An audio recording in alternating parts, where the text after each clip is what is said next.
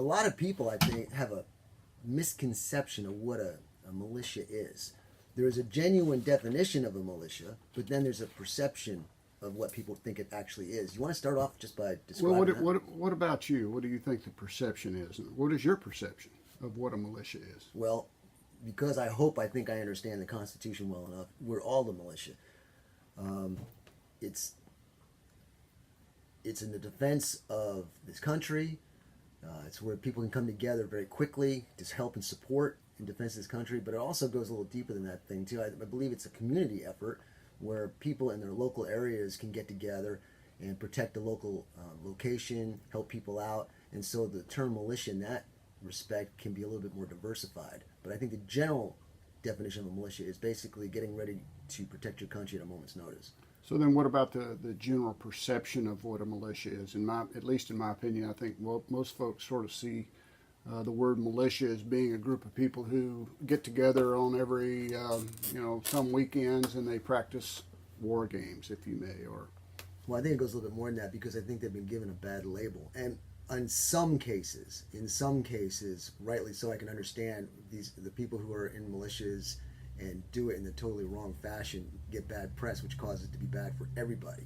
But in general, I think media can make a militia look pretty bad, when in reality it's not. I don't know. How is that? Why do you think that is? How does the media make militia look bad? I've seen because I'm not familiar with that. I've seen things in the news and hear things on the news where it gives you the impression that these militias are wanting to revolt or take over government, knock it down because they're not happy with politics and things of that nature. They don't like their rights supposedly being taken away and they're going to defend it to the death and all this. So it looks bad. But there's a lot of people out there, it's totally contrary. It's there to uplift and support and defend the Constitution, not to take it over and redo it. Well, yeah, you're right. I think the 3%ers, there's something in there written that talks about how militias are like, just practicing for civil war. So maybe that's where you get that. Well, like I said, there's a lot of things out there that can make it look bad. So that's why I wanted to talk on the radio today and give a clear meaning of what the true meaning of a militia is. Well, you were right about it's everybody. I mean, the idea and the concept is to protect our country. The definition, written definition, is you have to be between the ages 17 and 45. And what's interesting to me is our local sheriff can pull us together and indoctrinate us into the militia. In other words, he could come and tag us if we were between the ages 17 and 45 and says, you are now in the militia. And of course, then the militia has to have a leader. And generally speaking, that's chosen by the militia itself. In other words, it's not just totally a totalitarian by the sheriff, but he can totalitarianly put you in the militia. If he has the power to do that, that could potentially be a valuable tool. How would he be able to disseminate that information so that everybody understands that he has that power and control to do that? Because I'll tell you what, you ask anybody around here, they wouldn't even have known that. Well, one thing about law enforcement is they carry the little cufflinks with them that they can put on you. If you don't do what they tell you to do, they can make you do something else. So. Yeah, I guess. No, but really, you'd have a lot of people opposing that due to the fact that they wouldn't know that. Where would somebody find that information out? Well, I'm sure they could carry it around their pocket. I mean, it is the law. But generally, you got to know that the sheriff's not going to do this unless there is a situation that has arisen that we would probably all be familiar with. Yeah, but that's the whole point. Those situations come up unexpectedly.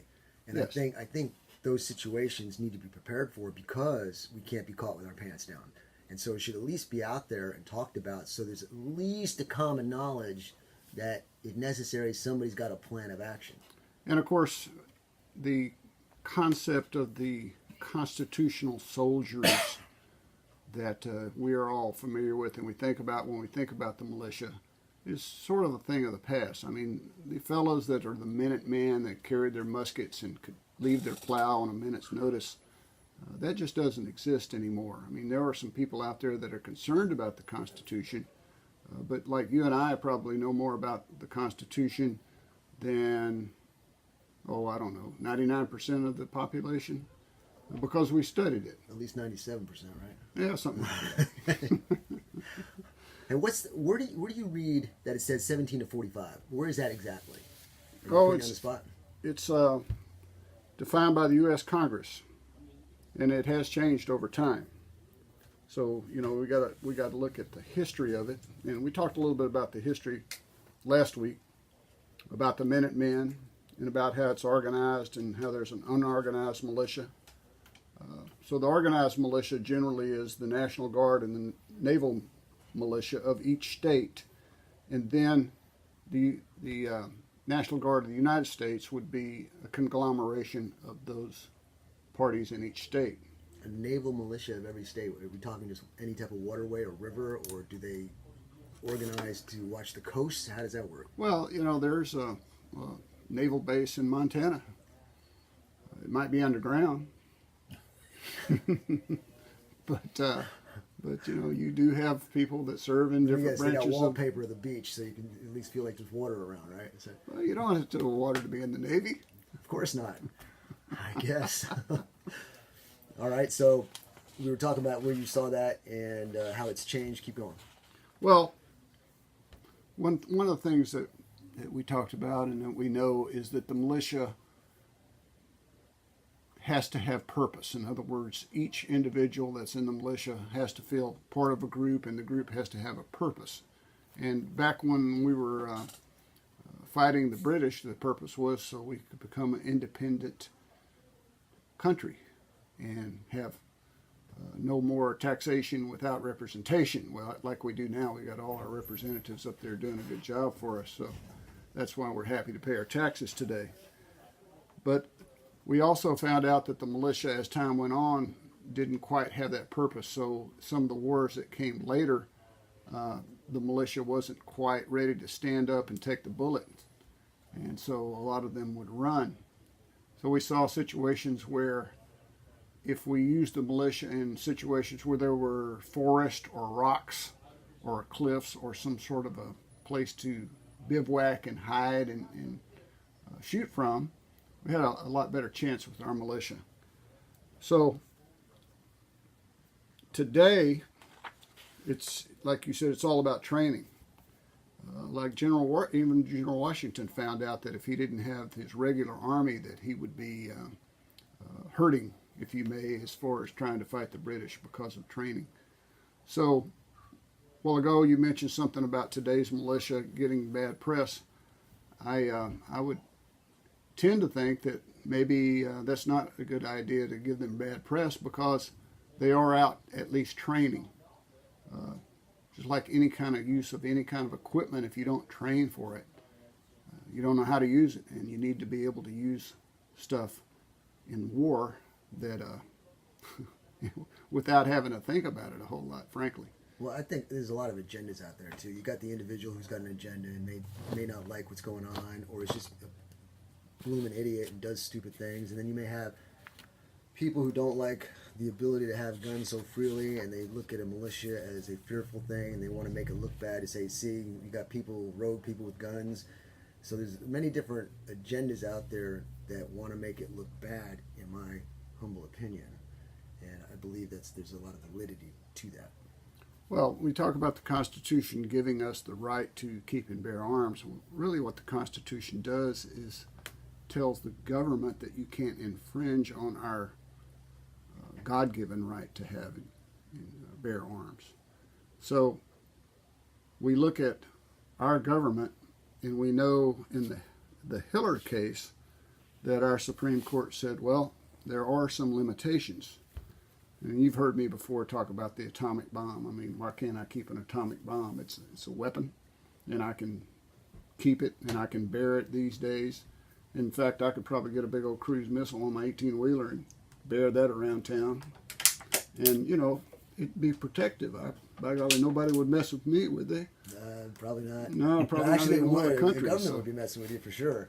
So it would keep me safe, if you may, if I didn't kill myself messing with it. But the Hiller case says, no, we are going to have some limitations on this Second Amendment thing. We're going to allow the Congress to make certain rules and regulations. And, I'll bring it up again, the concept of some regulation with regard to automatic weapons, clip sizes, those are all fluid. In other words, they can be limited. In fact, we remember some time ago, back, well, I'm going to say everything in my life's been about 10 years ago, but more than 10 years ago, there was a limitation on clip sizes. In the 90s. In the 90s, okay. More than 10 years ago. I believe it was in 94, I think. Okay. It ended in 2004, I believe. Yeah, so I remember that, and that was a law, and that was allowed. For some reason, that law was taken away, probably because of lobbying. But now we are seeing a tipping scale, if you may, of people who are more concerned, I guess is a good word, or at least looking at and talking about this subject because of what's going on out there. And I am concerned that this group of people may actually be successful and cause me to lose my right to hunt. I mean, I enjoy hunting, and I enjoy being out in the field with my guns, and I have lots of guns. So we got to be aware that it's fluid, and we have to, be sensible about holding the line, but we also have to hold the line. And while we hold the line, we can't just stand up and say, oh, it's an absolute bright 100% I can keep and bear my arms as I please. There is politics involved, as there is in everything. In everything, yeah. Ladies and gentlemen, the number is 254-697-6633. I know there's some people out there who are quite interested in this topic. Give us a call, 254-697-6633. Give us some input, ask a question, throw out a concern, and we'd like to debate it here on the radio, 254-697-6633. I was looking at some other websites just to get a little bit more familiar, and I was looking at the Missouri Militia, and they had a whole bunch of questions like who can come in, how old do you have to be. And there was one, you can't be a felon, and that might have been for their particular group. Is there anything that states if you're a criminal of some sort convicted as a felon that it would be that because you can't have a weapon, you can't be around ammunition and guns? That's kind of crazy, but you could be in a supportive role, right? Well, you could be, absolutely. I mean, there's no reason besides rules. I mean, we all have to have rules, right? Some people call them regulations. The only difference between a rule and a regulation is people like rules, but they don't like regulations. So there's rules can be broken, no regulations, they have major consequence, I guess. Yeah, that's right. So there's no real limitation to felons. I mean, what is it that gives us the right to keep felons from having firearms? I mean, the Constitution says the government shall not infringe upon our rights. I totally agree, unless the felon's a heinous criminal, which means he probably won't be out anyway. But if you got a felony conviction for something, and it has nothing to do other than maybe, I don't know, stealing something, or you're doing dope, or whatever, that's your personal business. And if you serve the time for the crime, you should be restored. I don't get that part of it. Well, you should join Congress. No thanks. No way. Well, but they have rules, and we know that if someone is killed by someone who has a record with a firearm, then we're all up in arms about how did that person have a firearm. And we could talk a little bit maybe about the aliens and firearms a little bit later, but it goes along the same lines. I mean, they had the firearm. They shouldn't have had the firearm. It's against the law to have the firearm. And so we're all upset about that. So why didn't something get done about that at that time? Rick, although you don't look it, you're old enough to know this, okay? Because I am. 25 years ago, we didn't have this problem. People had weapons, and it was not like it is today. It is a deterioration of teaching, upbringing, learning, respect, and all that. Why aren't we going back to that aspect of pushing, saying things out there in the media? Hey, be responsible, put pressure on your kids, put pressure on the parents, but leave what is there intact, and let's get back to the way it was when it worked. It's the same thing with the education system. The education system, we were the best in the world in the 50s. Now look at us. So we say, what happened? What changed? So here we have these guns, we're having these problems. What changed? It's a personal responsibility and a whole bunch of drugs. Well, Matt, maybe you are older than I am because you sound like my dad. That's what all old we weren't people on the say. air, Rick. Old people go, "Oh man, well, back in when the I was a day, kid, I went to school uphill, both directions, right? yeah, and I learned everything." And the truth is, the kids today are a lot smarter than we were when we were in school. There's book smart and there's common sense smart. I know that for a fact. Well, you must be hanging around the wrong crowd, because the kids I see, are pretty brilliant, and I think our education system is better than it's ever been. Now, it's underfunded, I'll grant that, but we have so much information available, and those kids are learning a lot of it. Now, we can talk about, and it has been talked about, and people talk about it all the time, what is wrong with America today? Well, there's always been problems. Back when, out of the blue here, what about whiskey? We had prohibition back in the early 1900s. That was a big deal. So then we had the Jim Crow laws. We had Civil War. I mean, come on. Things haven't always been smooth. So we like to fantasize about how great things used to be and how they're so bad today because we're living in it. And I just think that's wrong. My feeling is we're living the best of times. I mean, I go home, I have air conditioner, I have stuff in the refrigerator, I have a car that drives 70, 80 miles an hour. If I would drive it into a tree, I'm likely to live even unbruised. Well, even 50 years ago, you would just die in something like that. I know what you're saying, Rick, and I agree with that. But I'm looking at a beautiful, majestic oak tree, and it's beautiful, but it's infested, and you don't know it. And all of a sudden, before you know it, the bark starts falling off, the leaves fall off, the tree dies, it rots, and then collapses. And I think that's what we have. We have a beautiful oak tree in this country, and I think we've got an exterminator coming now. An exterminator is coming and spraying out for bugs, but man, the tree's got some serious bug damage. That's what I think. Well, how's that for an analogy?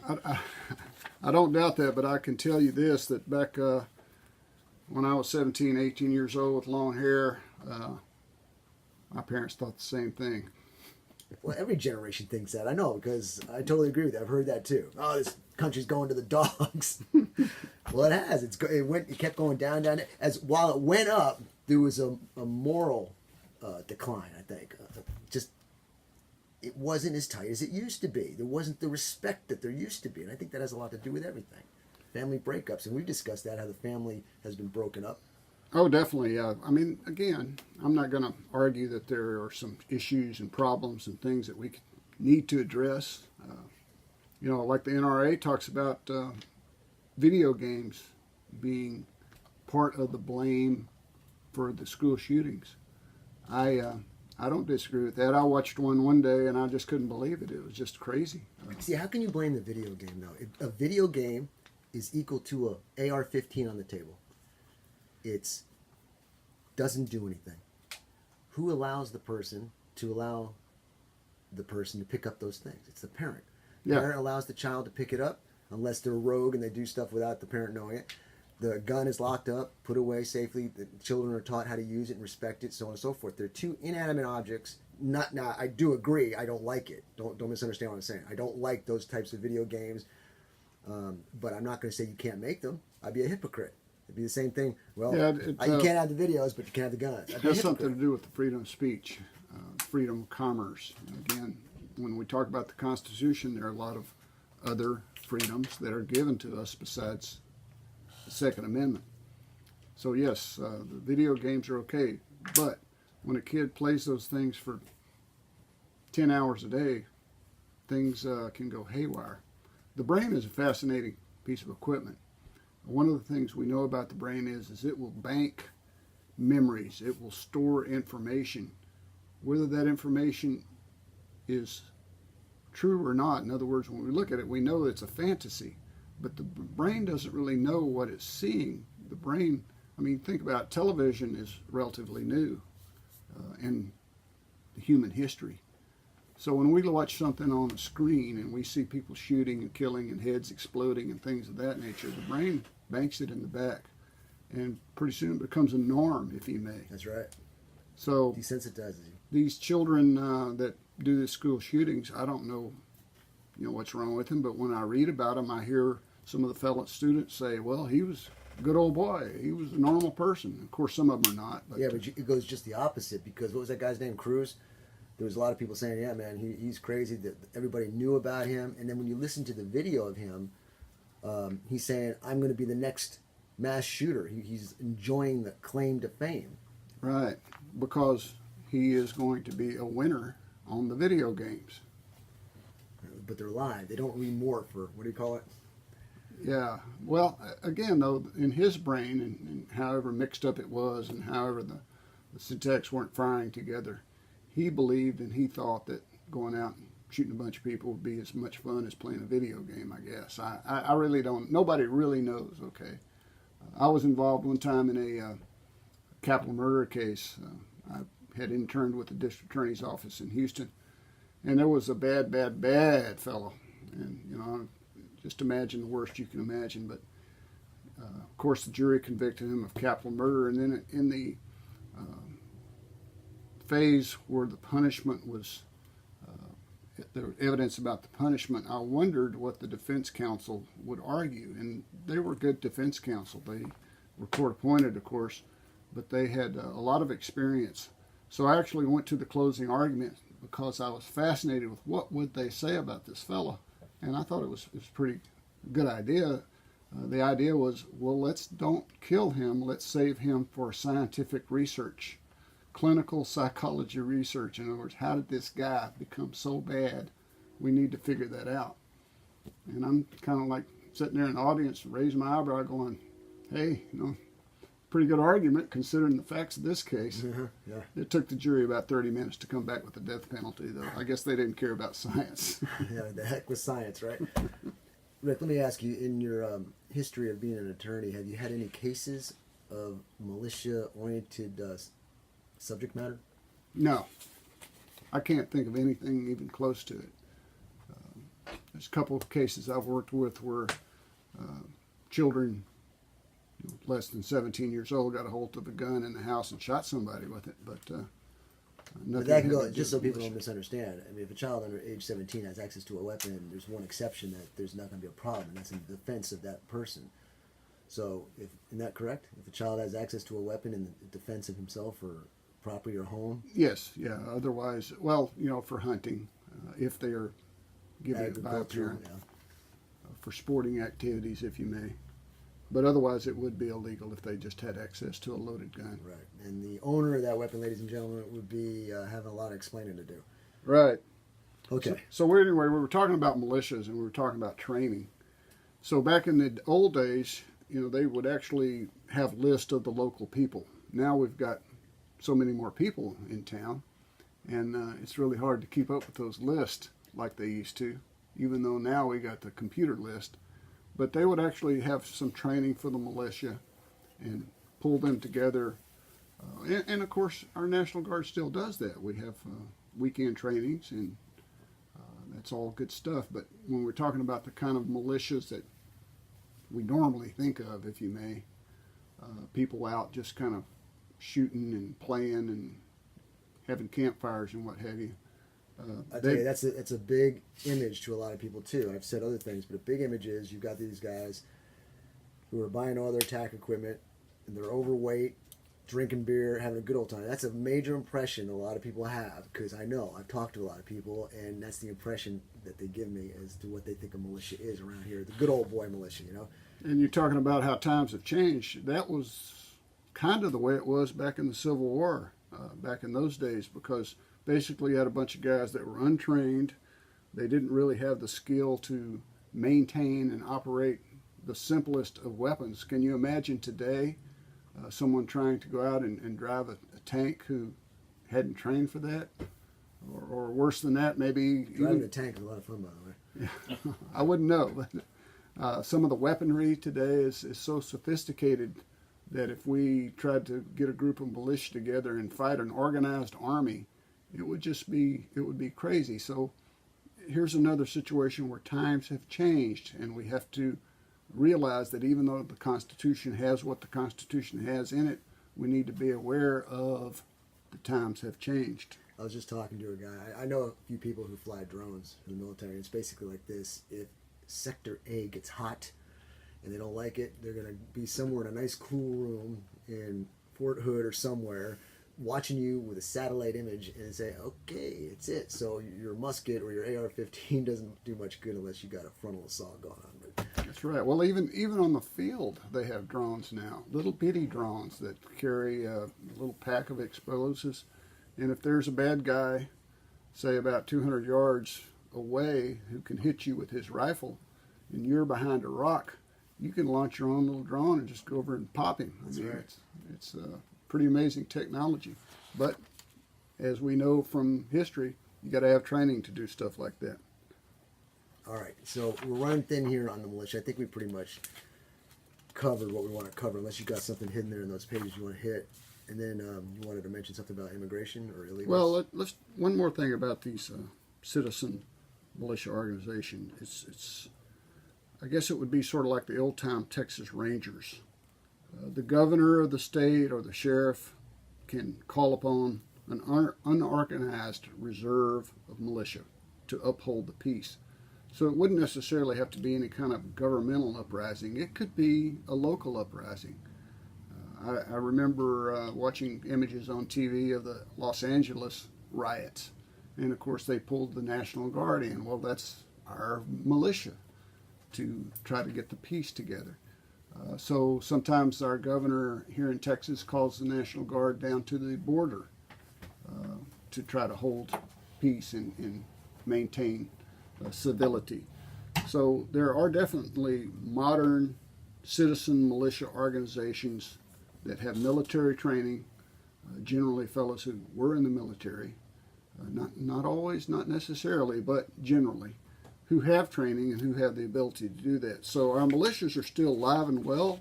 It's not like they're dead, You can turn but the definition of them is any able-bodied, and this is kind of interesting to me, man between the ages of 17 and 45. written in the days of chivalry. Yeah. Women should not be on the battlefield, which I agree. But you got your neighborhood watches; they could turn into a militia. Everybody helping their neighbor. You know? Well, yeah, that would be a really unorganized militia.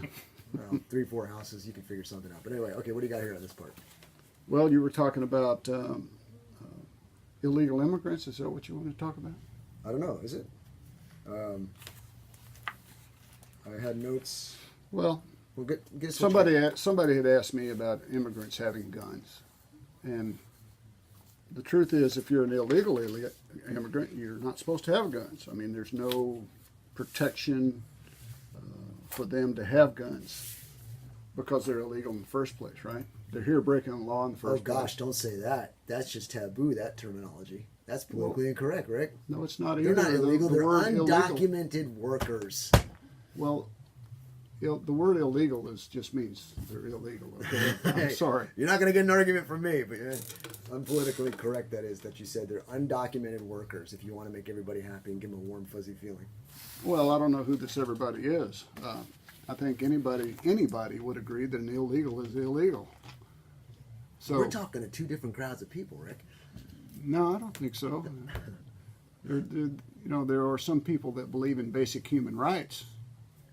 I think most people believe in basic human rights, and if there is an illegal alien, they deserve basic human rights, but they do not deserve the protections granted by our Constitution beyond the basic human rights. Here's a perfect illustration of how people are manipulating and turning it around. You've probably all heard about how Trump supposedly is separating the children from the parents, and this picture came out of children in cages. God, who hadn't heard about it? That picture was taken in 2014. But they don't tell you that, do they? And Well- gee, who was president then? But go ahead. Well, now you're getting into politics, and of course, in 2014, No, I'm getting into people have agendas. Well, Some people don't okay. like certain people. That's what I'm getting at. well, the people in 2014 were doing their job.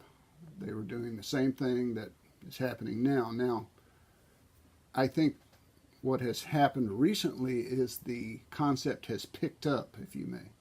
Now, back when President Obama was in office, he was known as the the exporter-in-chief or something like that. What do you call it when they deporter-in-chief? There you go, the deporter-in-chief. Yeah, hey, look, Rick, I took a shower today. I don't want to get dirty again. Let's talk about something else.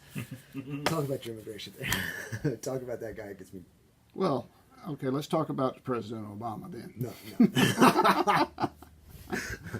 Let's just stick to the President notes. Go ahead. Obama was Let's stick to a the notes. constitutional professor, and when he was doing what he was doing, he wasn't violating the Constitution, nor was President Trump. I mean, we all live in the United States, and the president is the president. Now, I'm not a big fan of Trump, but he's my president, so I'm going to try to back him every chance I get. And that's the way it should be with any president, because that's what I did too. But what do you got here on your notes? I don't have any notes. You're just doing it off the fly, huh? All right. Well, ladies and gentlemen, we're going to be cutting this short. No, we're not going to cut it short. Let's talk about the constitutional rights. No, wait. So we don't have much time left. So the number is 254-697-6633. Give us a call if you have a comment or a question on the topics we're discussing, and we'll talk about it.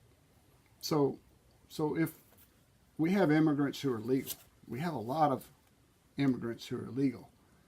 The problem is that when we look around, we pigeonhole a lot of our legal immigrants as being illegal just because they might look like what we consider an illegal immigrant to look like. But a legal immigrant has rights, and they do have the right to keep and bear arms. I mean, it's just like good common sense. I mean, you're going to treat your people, your guests, just like you should yourself, right? It makes sense, yes. If they're your guest. As long as everything's in order, papers in order, yeah. Yeah, so the idea of an illegal immigrant going down and buying a gun, I mean, in the first place, they have to fill out that federal form, right? Mm-hmm. And they have to have ID.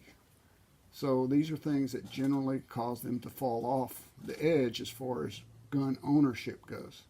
I think we can both state clearly that we're not opposed to immigration. It's the illegal word that you're talking about. There's a proper way to do it. I've got friends, and you know them, they're off the show. They have to go through the legal process. It takes time. It's challenging because it takes so much time. And then you've got people who are just coming across, and a lot of people just want to allow them to come in. It's just not fair. So, yeah, illegal is not a good way to do it. Yeah, so, you know, it's sort of like we mentioned a while ago, felons having guns. It's illegal for a felon to have a gun. But guess what? When a felon shoots somebody or an illegal shoots somebody, usually it's because they just found this gun laying on the ground. Now, I've gone out gun hunting several times. Never found one. I can't find it. They're not under that bench at the park. I know what you mean, man. I've been looking for that same gun, can't find it. That's a lame defense. Well, but it's if it's the only defense you got, it's You go the with best what you defense you got, got, right? So remember, the Constitution starts out that we, the people of the United States, okay, not we, the people from somewhere else. So the rights given to us in the Constitution are for us as citizens of the United States. Now, we might allow others to have some of those rights, and certainly we want to allow the basic human rights. So the question is factual. What is basic human rights? Well, our Constitution says the right to keep and bear arms is a God-given right, basically, by the fact that the government shouldn't infringe on that right. So how can we infringe on someone else's rights? So these are all arguments that we might hear. And of course, as you mentioned, you feel like it's unfair that felons can't own guns. And then there may be some other people that think it's unfair that some other people in America might not be able to own guns. Well, I want to be clear on that statement.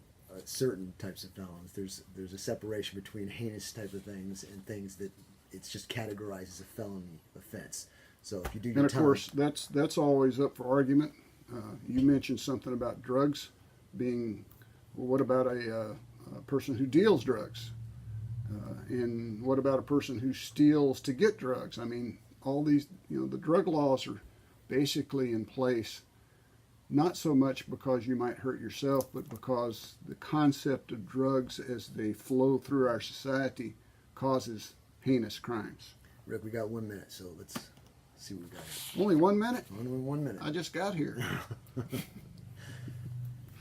Well, I think that's about wrapped it up. We talked about the Second Amendment insofar as what it does and doesn't do, and we know that it only keeps the government from infringing on our rights. We've talked about how weapons have modernized and how the concept of militia needs to be taken very carefully, and that the government, the governor, and the sheriff can put us in the militia if we're between 17 and 45. I think those are some of the high points as far as those concepts go. That really interests me too. I would love to learn more about that part of it. I'll tell you what, everybody, just so you know, I got no problem with people's opinions and the way they think. My only problem is there's some things that do not need to be messed with, and that's what I try to protect and preserve. Everything else outside of those things, the goose, we can paint the golden eggs if we want to, as long as we don't, chip away at it and sell it and replace it with some type of cheap alloy. That's my thing. I want to preserve the goose so we can keep laying golden eggs. There you go. And America's the greatest country in the world. Amen, brother. All right, ladies and gentlemen, we're going to wrap it up. Rick, I can't thank you enough. Why don't you tell everybody how they can get a hold of you, and I'll be posting this up probably this upcoming week. Well, if you want to get in touch with me, what you need to do is get some respect for you. We help people who've been hurt. Seriously, we help people who's lost family members. And what happens is the insurance companies give you no respect. So if you'll go to respectforyou.com, you can read all about us, tell you how to contact us. We're right down here on 312 South Houston in Cameron, but we practice all over the place. And we've helped a lot of people in the 36 years that we've worked together. One of my partners is a medical doctor and a lawyer. He and I have been together since 1992, back there when it was illegal to have a clip that had 18 shots in it. My other partner, Capolino, he's double board certified, personal injury trial law, civil trial law. Also, he's certified by the National Advocates. We've got a bunch of awards and a bunch of verdicts that are, I think, we're really proud of. So we're the come-to people if you need some respect. For respectforyou.com. Check us out. Sounds great. Trey, let's take it out with a commercial, and when we come back, we're going to have the delicious Janae Goodman, and we'll see you on the other side. That was great, Rick.